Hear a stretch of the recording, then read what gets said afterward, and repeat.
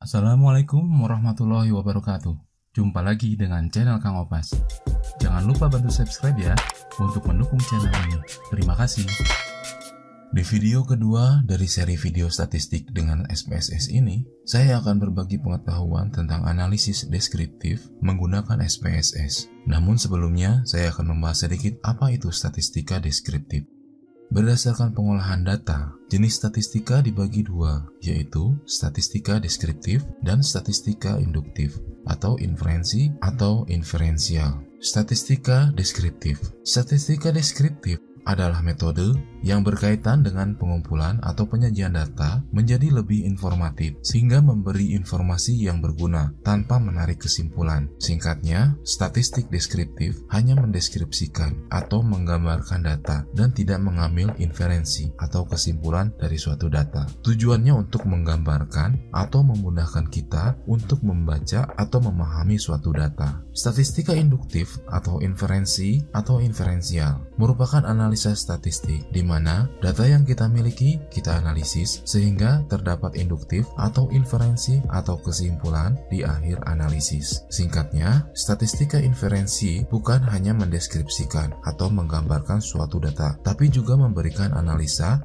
dan membuat inferensi atau kesimpulan. Ruang lingkup pembahasan statistika inferensi meliputi analisis korelasi, pengujian rata-rata, analisis regresi linear sederhana, analisis varians, analisis kovarian, dan lain sebagainya. Namun, di video kali ini, saya tidak akan membahas lebih dalam tentang statistika inferensial. Jadi, perbedaan statistik deskriptif dan statistik inferensial adalah statistik deskriptif hanya terbatas pada menyajikan data, bentuknya tabel, diagram, grafik, dan besaran lain. Sedangkan statistik inferensial selain mencakup statistik deskriptif juga mampu dipakai untuk melakukan estimasi dan penarikan kesimpulan terhadap populasi dari sampelnya. Dengan statistika deskriptif, kumpulan data bisa tersaji dengan ringkas dan rapi, serta mampu memberikan informasi inti dari kumpulan data yang ada, sehingga orang awam pun akan lebih memahami data tersebut. Contoh statistika deskriptif: tabel, diagram, grafik, data dalam bentuk numerik. Contoh, besaran-besaran atau nilai yang ditampilkan di media, misalkan berita mengenai COVID-19. Situasi penanganan COVID-19 secara nasional terus mengalami perbaikan. Hingga hari ini, tren jumlah pasien dirawat di rumah sakit juga terus mengalami penurunan menjadi 32%, turun dari hari sebelumnya yang sempat di posisi 33%. Atau berita dengan topik demografi. Berdasarkan proyeksi penduduk hasil sensus penduduk 2010, jumlah penduduk Provinsi Jawa Barat tahun 2020 ada sebanyak 49.935.858 jiwa. Penduduk ini tersebar di 27 kabupaten kota. Contoh lain, menurut data Badan Pusat Statistik atau BPS, jumlah penduduk Kota Bandung mencapai 2,5 juta jiwa pada 2018. Jumlah tersebut terdiri dari 1,26 juta jiwa laki-laki dan 1,24 juta perempuan, dan lain-lain. Berita-berita tersebut adalah interpretasi dari angka yang dihasilkan pada analisis deskriptif. Mungkin sebelumnya teman-teman sudah belajar tentang bagaimana cara menganalisis deskriptif dengan cara manual atau menghitung tanpa bantuan software. Kali ini kita akan menggunakan SPSS untuk melakukan analisis deskriptif. Contoh kasusnya menggunakan kasus di video sebelumnya, yaitu mengenai nilai mata kuliah. Diketahui data nilai mata kuliah 10 orang mahasiswa untuk 2 mata kuliah di Fakultas Ekonomi sebagai berikut. Yang ini data mata kuliah pengantar ekonomi untuk bisnis, dan yang ini data matematika ekonomi dan bisnis. Perintahnya adalah lakukan analisa deskriptif pada data tersebut. Langkah dalam menganalisis menggunakan SPSS ialah sebagai berikut.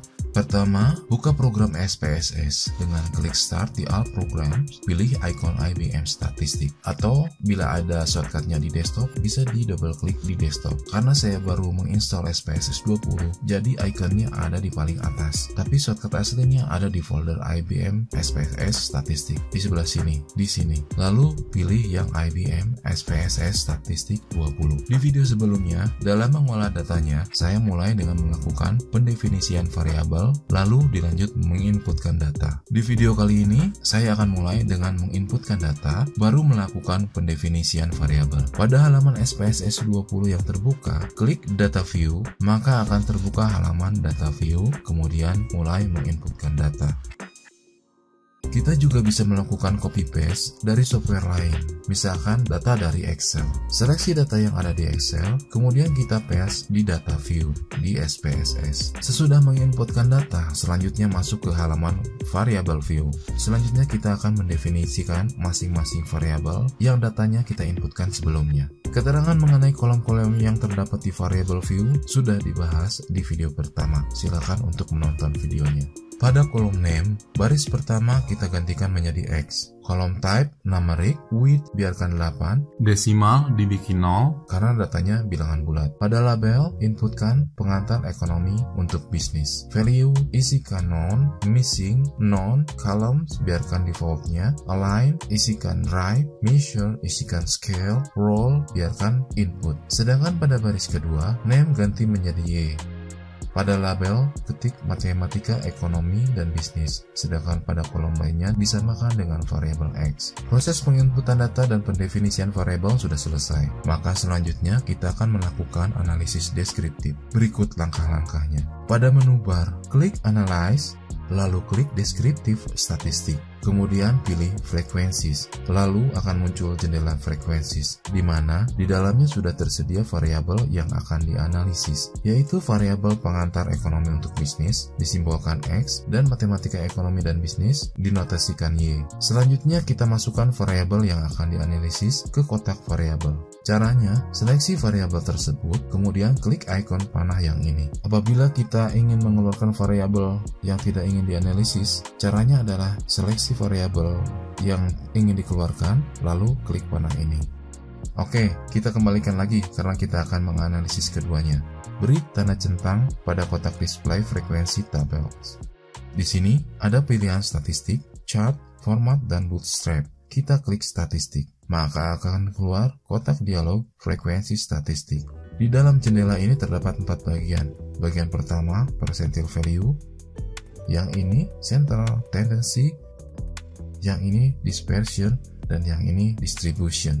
Ini semua sudah dipelajari pada mata kuliah statistik 1 secara manual dengan bab berbeda. Yang ini tentang ukuran gejala pusat berupa mean, median, dan modus. Yang ini tentang ukuran penyebaran berupa kuartil, desil, dan persentil. Yang ini tentang normalitas, yaitu skewness dan kurtosis. Skewness dan kurtosis ini untuk melihat apakah data yang sedang dianalisis terdistribusi secara normal atau tidak. Dan yang ini tentang ukuran dispersi atau ukuran penyimpangan. Kita tinggal mencentang kotak di bagian yang ingin kita lakukan analisis. Saya akan centang kuartil, kemudian persentil. Isi di sini 25, klik add. Ulangi untuk mengisikan 50 dan 75. Saya juga akan mencentang standar deviasi, variance, range, minimum, maksimum, SE mean atau standar error of mean, median, mode atau modus, sum, skewness, dan kurtosis. Lalu klik continue. Kemudian klik chart, maka akan keluar kotak dialog frequencies chart dengan 4 pilihan tipe chart. Saya pilih histogram dan centang kotak show normal curve on histogram. Kemudian klik continue. Sudah cukup, itu saja pengaturannya. Lalu klik OK, maka akan terbuka jendela yang baru, yaitu jendela output viewer yang menampilkan output atau hasil dari analisis yang sudah kita lakukan, seperti ini.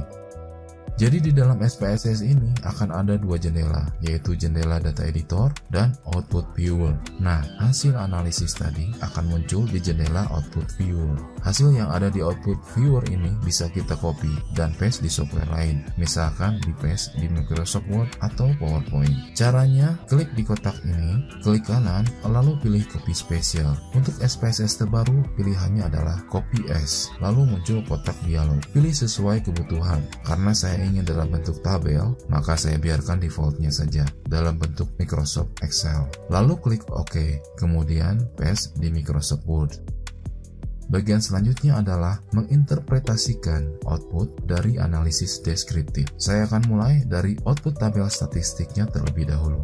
N adalah jumlah data yang diproses untuk mata kuliah pengantar ekonomi untuk bisnis. Selanjutnya, saya singkat PEB. Di sini N-nya ada 10, berarti terdapat 10 data, dan tidak ada data yang hilang atau missing. Begitu juga untuk mata kuliah matematika ekonomi dan bisnis. Saya singkat MEB. terdapat sebanyak 10 data. Berikutnya mean. Mean adalah rata-rata. Untuk rata-rata PEB adalah 79,30 dan untuk MEB adalah 75,20. Berarti nilai rata-rata PEB lebih tinggi dari nilai rata-rata untuk MEB. Dari angka ini bisa timbul interpretasi lain. Misalkan, apakah mata kuliah PEB lebih mudah dipahami dibandingkan MEB atau mata kuliah MEB lebih menarik minat mahasiswa sehingga mahasiswa lebih bersungguh-sungguh dalam mempelajari mata kuliah tersebut dan lain sebagainya. Bahkan bisa berkembang menjadi penelitian baru atau sebagai bahan skripsi bagi teman-teman di bidang pendidikan. Jadi ini bisa menjadi analisis dasar yang sederhana dan bisa dikembangkan lebih jauh lagi. Standard error of mean yaitu standar kesalahan untuk populasi yang diperkirakan dari sampel dengan menggunakan ukuran rata-rata.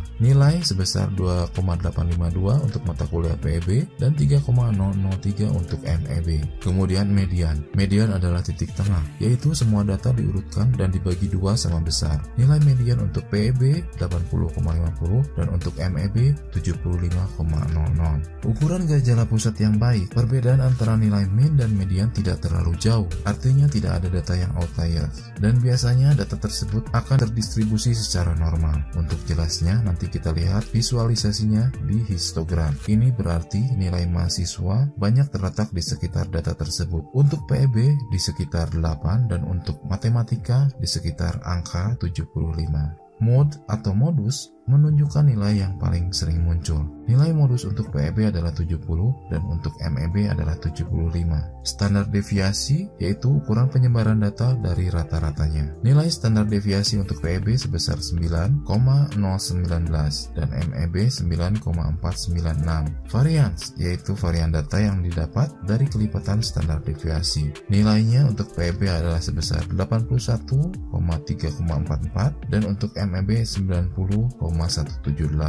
Skewness yaitu ukuran distribusi data. Data bernilai negatif, jadi distribusi data menceng ke kiri atau data lebih tersebar pada kurva sebelah kiri. Untuk mengetahui apakah data terdistribusi dengan normal atau tidak, maka dihitung rasio skewness dengan perhitungan skewness dibagi standar error of skewness. Kriteria yang digunakan yaitu jika rasio skewness antara min 2 sampai 2, maka distribusi data adalah normal. Untuk PEB, min 0,279 dibagi 0,687 hasilnya adalah minus 0,406. Dan untuk MEB, min 0,121 dibagi 0,687 hasilnya adalah min 0,176.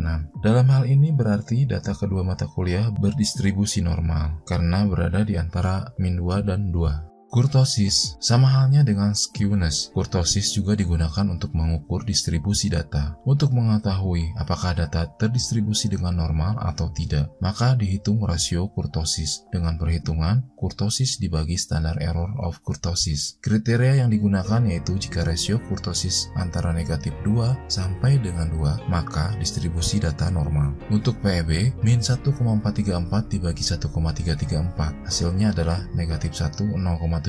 Sedangkan untuk MEB, min 1,222 dibagi 1,334 sama dengan 0,916. Dalam hal ini, berarti data kedua mata kuliah berdistribusi normal karena berada di antara negatif 2 dan 2. Range adalah jarak data, yaitu data maksimum dikurangi data minimum. Berarti untuk PEB, 90 dikurangi 65 sama dengan 25, dan untuk MEB, 87 dikurangi 60 sama dengan 27. Minimum menunjukkan nilai terendah dari suatu deretan data. Nilai minimum untuk PEB adalah 65 dan untuk MEB 60. Maksimum menunjukkan nilai tertinggi dari suatu deretan data. Nilai maksimum untuk PEB adalah 90 dan untuk MEB 87. Sum menunjukkan total data, berarti total atau jumlah dari nilai mata kuliah PEB adalah 793 dan MEB 752. Percentile value akan menampilkan data-data secara berkelompok menjadi sebuah prosentase. Untuk mata kuliah PEB persentil 25 nilainya 70, berarti sebanyak 25% nilai PEB ada di bawah nilai 70.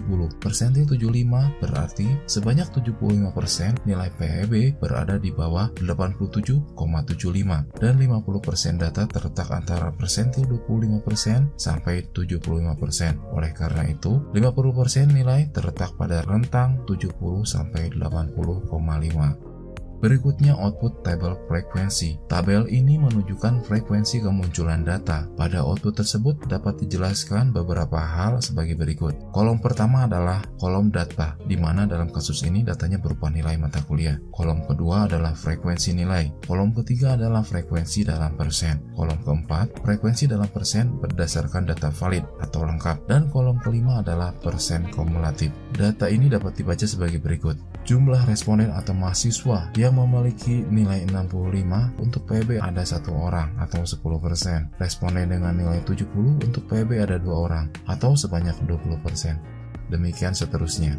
Output histogram. Output terakhir yang ada di dalam jendela output adalah tampilan grafik. Laporan berbentuk grafik ini akan cukup penting karena mempermudah pemakai untuk memahami secara cepat isi dari sebuah laporan yang disajikan. Dari gambar histogram dapat dilihat bahwa grafik membentuk seperti gunung atau lonceng, sehingga dapat dikatakan data terdistribusi dengan normal. 3 output dari analisis deskriptif sudah dibahas. Jangan lupa untuk selalu menyimpan hasil analisisnya. Saya anjurkan dalam menyimpan hasil output, tulisan output selalu ditampilkan, misalkan output data validitas skripsi atau output proyek Bapeda dan lain-lain. Untuk file ini saya beri nama output data latihan.